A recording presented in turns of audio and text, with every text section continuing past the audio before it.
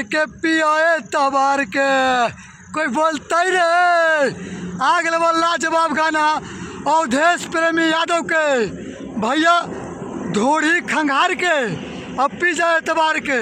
लाजवाब गाना हवा आराध्या ट्यून्स पे आयल भैया।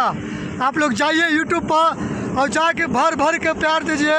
आराध्या ट्यून जाके बोल दो है आराध्या ट्यून आ जाएगा भैया।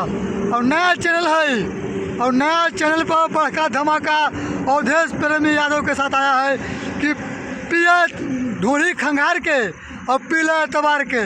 कोई बोलते ही हो। लाजवाब गाना है।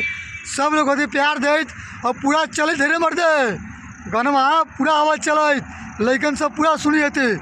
आप अगर नहीं सुने हैं तो जाइए यूट्यूब पे और सर्च करिएगा आराध्या ट्यून आएगा और आप चैनल को सब्सक्राइब करिएगा।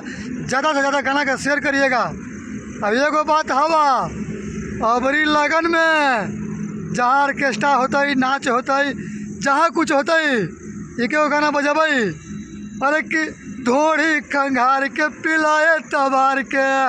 लाजवाब गाना भैया। वीडियो क्वालिटी भैया के नंबर हवा।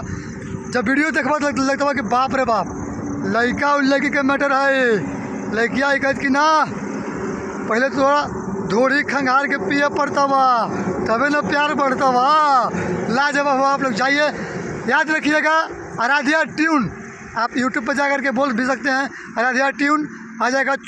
नया चैनल भी बनाया भैया। आप लोग के प्यार आशीर्वाद की ज़रूरत है। भर भर के दीजिए। उस पर हमारा भी गाना और बहुत बड़े बड़े स्टार का गाना उस चैनल पर आप लोग को देखने को मिलेगा। वीडियो को दूर दूर से करिएगा और जाते हैं हम कल चाहे भाई अरे कि धोड़ी खंगार के पिला नया तबार के। सुन लिया रे भाई। Love you.